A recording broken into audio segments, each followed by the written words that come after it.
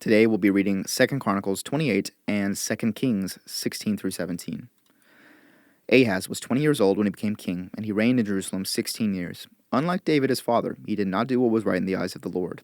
He followed the ways of the kings of Israel and also made idols for worshipping the Baals. He burned sacrifices in the valley of Ben-Hinnom and sacrificed his children in the fire, engaging in the detestable practices of the nations the Lord had driven out before the Israelites. He offered sacrifices and burned incense at the high places, on the hilltops, and under every spreading tree. Therefore the Lord his God delivered him into the hands of the king of Aram. The Arameans defeated him and took many of his people as prisoners and brought them to Damascus. He was also given into the hands of the king of Israel, who inflicted heavy casualties on him. In one day Pekah, son of Remaliah, killed 120,000 soldiers in Judah, because Judah had forsaken the Lord, the God of their ancestors.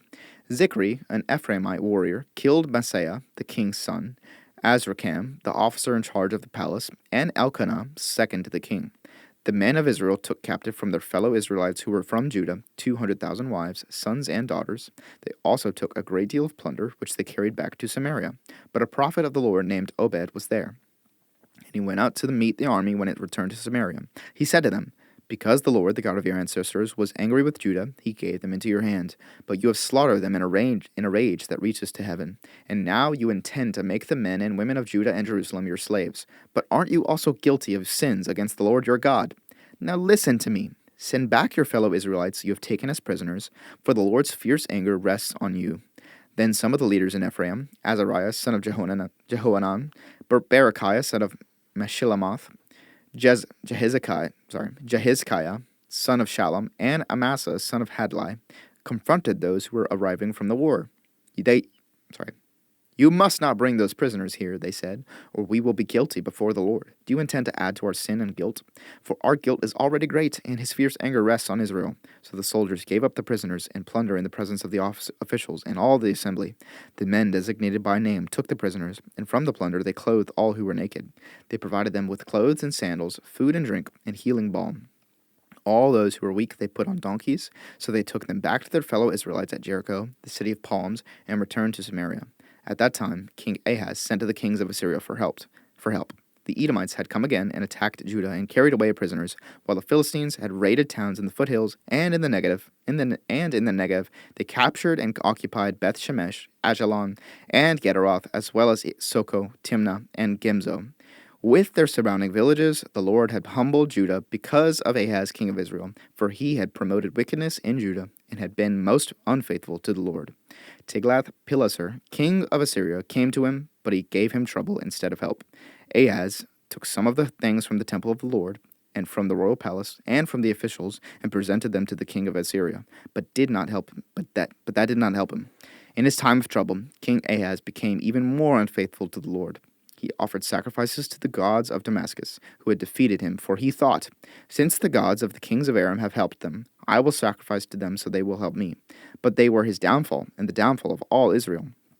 Ahaz gathered together the furnishings from the temple of God and cut them into pieces. He shut the doors of the Lord's temple and set up altars at every street corner in Jerusalem. In every town in Judah, he built high places to burn sacrifices to other gods and aroused the anger of the Lord, the God of his ancestors. The other events of his reign and all his ways from beginning to end are written in the book of the kings of Judah and Israel. Ahaz rested with his ancestors and was buried in the city of Jerusalem, but he was not placed in the tombs of the kings of Israel. And Hezekiah, his son, succeeded him as king. Now, 2 Kings 16 through 17. In the 17th year of Pekah, son of Remaliah, Ahaz, son of Jotham, king of Judah, began to reign. Ahaz was 20 years old when he became king, and he reigned in Jerusalem 16 years. Unlike David his father, he did not do what was right in the eyes of the Lord his God. He followed the ways of the kings of Israel and even sacrificed his son in the fire, engaging in the detestable practices of the nations the Lord had driven out before the Israelites. He offered sacrifices and burned incense at the high places, on the hilltops, and under every spreading tree. Then Rezin, king of Aram, and Pekah, son of Remaliah, king of Israel, marched up to fight against Jerusalem and besieged Ahaz, but they could not overpower him. At that time, Rezin, king of Aram, recovered Elath for Aram by driving out the people of Judah. Edomites then moved into Elath and have lived there to this day. Ahaz sent messengers to say to Tiglath-Pileser, king of Assyria, I am your servant and vassal. Come up and save me out of the hand of the king of Aram and of the king of Israel, who are attacking me." And Ahaz took the silver and gold found in the temple of the Lord and in the treasuries of the royal palace and sent it as a gift to the king of Assyria. The king of Assyria complied by attacking Damascus and capturing it. He deported its inhabitants to Kir and put Rezin to death. Then King Ahaz went to Damascus to meet Tiglath-Pileser, king of Assyria. He saw an altar in Damascus and sent to Uriah the priest a sketch of the altar, who detailed plans for its construction. So Uriah the priest built an altar in accordance with all the plans that King Ahaz had sent from Damascus and finished it before King Ahaz had returned. When the king came back from Damascus and saw the altar, he approached it and presented offerings on it. He offered up his burnt offering and grain offering, poured out his drink offering, and splashed the blood of his fellowship offerings against the altar. As for the bronze altar that stood before the Lord, he brought it from the front of the temple, from between the new altar and the temple of the Lord, and put it on the north side of the new altar. King Ahaz then gave these orders to Uriah the priest.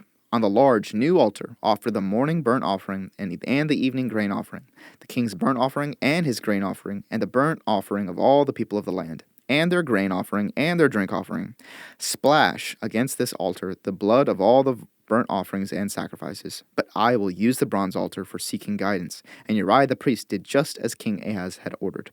King Ahaz cut off the side panels and removed the basins from the movable stands. He removed the sea from the bronze bowls that supported it and set it on a stone base. He took away the Sabbath canopy that had been built at the temple and removed the royal entryway outside the temple of the Lord, in deference to the king of Assyria. As for the other events of the reign of Ahaz and what he did, are they not written in the book of the annals of the kings of Judah? Ahaz arrested with his ancestors and was buried with them in the city of David, and Hezekiah his son succeeded him as king. In the 12th year of Ahaz, king of Judah, Hoshea, son of Elah, became king of Israel in Samaria, and he reigned 9 years. He did evil in the eyes of the Lord, but not like the kings of Israel who preceded him. Shalmaneser, king of Assyria, came up to attack Hoshea, who had been Shalmaneser's vassal and had paid him tribute. But the king of Assyria discovered that Hoshea was a traitor, for he had sent envoys to So, king of Egypt. And he no longer paid tribute to the king of Assyria, and as he had done year by year. Therefore Shalmaneser seized him and put him in prison. The king of Assyria invaded the entire land, marched against Samaria, and laid siege to it for 3 years. In the 9th year of Hoshea, the king of Assyria captured Samaria and deported the Israelites to Assyria. He settled them in Halah, in Gozan, on the Habor River, and in the towns of Medes. All this took place because the Israelites had sinned against the Lord their God, who had brought them up out of Egypt from under the power of Pharaoh, king of Egypt. They worshipped other gods and followed the practices of the nations the Lord had driven out before them, as well as the practices that the kings of Israel had introduced. The Israelites secretly did things against the Lord their God that were not right. From watchtower to fortified city, they built themselves high places in all their towns. They set up sacred stones and Asherah poles on every high hill and under every spreading tree. At every high place they burned incense, as the nations whom the Lord had driven out before them had done. They did wicked things that aroused the Lord's anger. They worshipped idols, though the Lord had said, "You shall not do this." The Lord warned Israel and Judah through all his prophets and seers, "Turn from your evil ways, observe my commands and decrees, in accordance with the entire law that I commanded your ancestors to obey, and that I delivered to you through my servants the prophets." But they would not listen, and were as stiff-necked as their ancestors, who did not trust in the Lord their God. They rejected his decrees and the covenant he had made with their ancestors, and the statutes he had warned them to keep. They followed worthless idols, and themselves became worthless. They imitated the nations around them, although the Lord had ordered them, "Do not do as they do." They forsook all the commands of the Lord their God, and made for themselves 2 idols, cast in the shape of calves and an Asherah pole. They bowed down to all the star hosts, and they worshipped Baal. They sacrificed their sons and daughters in the fire. They practiced divination, and sought omens, and sold themselves to do evil in the eyes of the Lord, arousing his anger. So the Lord was very angry with Israel, and removed from them his presence. Only the tribe of Judah was left. And even Judah did not keep the commands of the Lord their God. They followed the practices Israel had introduced. Therefore the Lord rejected all the people of Israel. He afflicted them and gave them into the hands of plunderers, until he thrust them from his presence. When he tore Israel away from the house of David, they made Jeroboam son of Nebat their king. Jeroboam enticed Israel away from following the Lord and caused them to commit a great sin. The Israelites persisted in all the sins of Jeroboam and did not turn away from them until the Lord removed them from his presence, as he had warned through all his servants the prophets. So the people of Israel were taken from their homeland into exile in Assyria, and they are still there.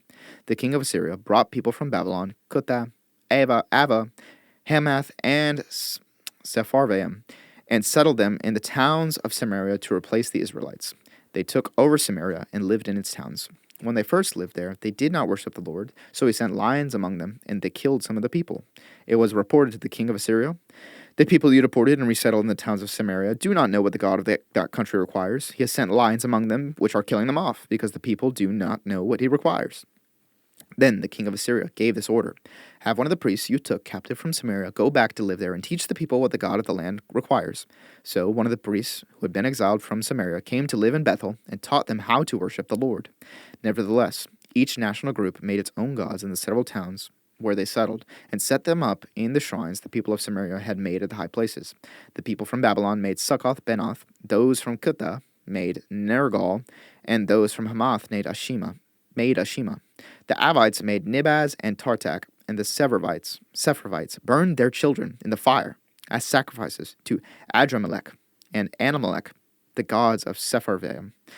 They worshipped the Lord, but they also appointed all sorts of their own people to officiate for them as priests in the shrines of the high places. They worshipped the Lord, but they also served their own gods in accordance with the customs of the nations from which they had been brought. To this day, they persist in their former practices. They neither worship the Lord nor adhere to the decrees and regulations, the laws and commands that the Lord gave the descendants of Jacob, whom he named Israel. When the Lord made a covenant with the Israelites, he commanded them, "Do not worship any other gods or bow down to them, serve them or sacrifice to them. But the Lord, who brought you up out of Egypt with mighty power and outstretched arm, is the one you must worship. To him you shall bow down and to him offer sacrifices. You must always be careful to keep the decrees and regulations, the laws and commands he wrote for you. Do not worship other gods. Do not forget the covenant I have made with you, and do not worship other gods. Rather, worship the Lord your God. It is he who will deliver you from the hand of all your enemies." They would not listen, however, but persisted in their former practices. Even while these people were worshiping the Lord, they were serving their idols. To this day, their children and grandchildren continue to do as their ancestors did.